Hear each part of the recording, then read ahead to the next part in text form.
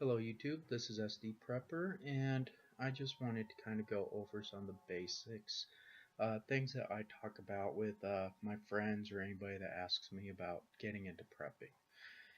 One of the key things that I've noticed is your mindset. You have to, understand that things can happen and, not prep for just one thing. You have to have multiple things that are going through your head. Uh, South Dakota is going to be, blizzards, uh, civil unrest. The government has always been a big one in the last couple of years, uh, and things like that. So, you got to kind of set up as you would if it was one crisis or another.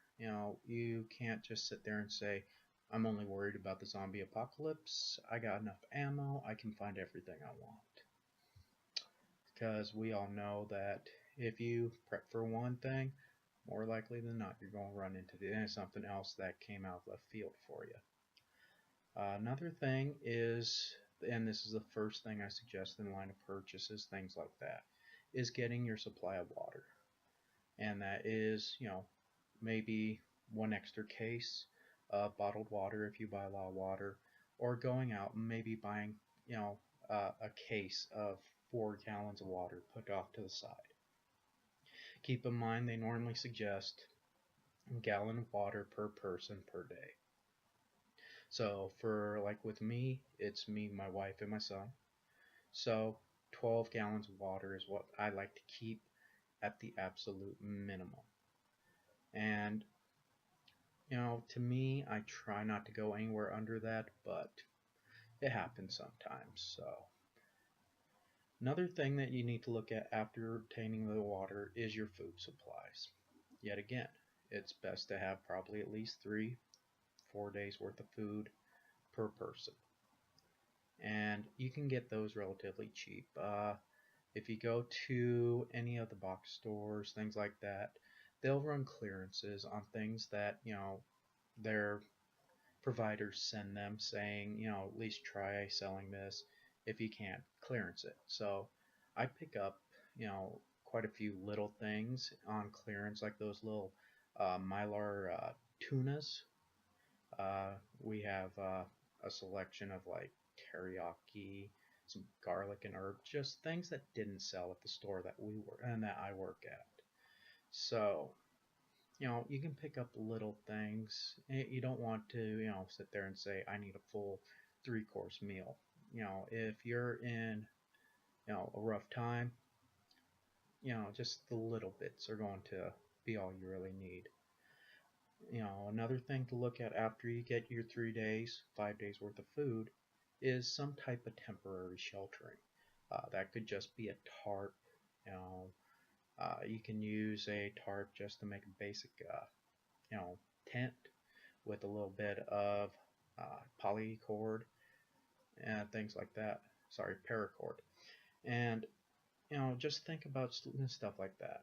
You want to make sure you stay warm, whatnot. So the little emergency blankets, I think I carry, wanting to say 9 of them with me in my pack. And just make sure that you can stay warm, you can stay comfortable, or as comfortable as possible given any circumstances. After that, you kind of want to look at some type of, defense for if anything does happen. Me and my wife both have concealed carries, and it wasn't until probably about 4 months ago that we actually felt the need to actually carry. So, it all depends on the person. Some people are going to feel comfortable with firearms. Some people are going to feel more comfortable with, fixed bladed knives.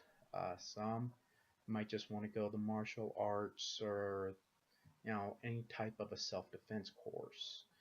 But it's something to keep into mind. Things that, you're going to want to have available,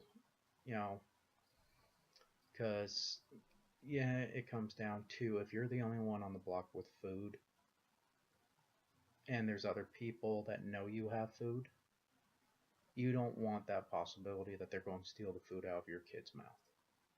So those are pretty much the main ones that I want to cover. I highly suggest everybody take at least a first aid course and CPR, because the only time that you probably aren't going to need your basic first aid is the zombie apocalypse. And if you've seen any of my other videos, I don't believe in the zombie apocalypse. So, just basic things to, ward off infection, things like that. Because if we go into a shit hits the fan moment, not necessarily are there going to be the doctors. There's probably not going to be that access to, pharmaceuticals just in line of something as basic as antibiotics.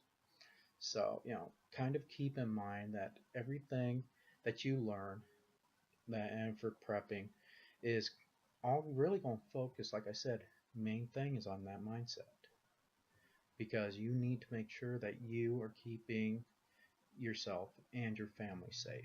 Doesn't matter what role you are in the family. You could be the youngest child. It doesn't matter. As long as somebody is looking out, bringing up, any issues to try to keep the family safe. So, you know, that is all I wanted to say on that. Thank you. Hit subscribe if you agree with anything I've said in any of my videos.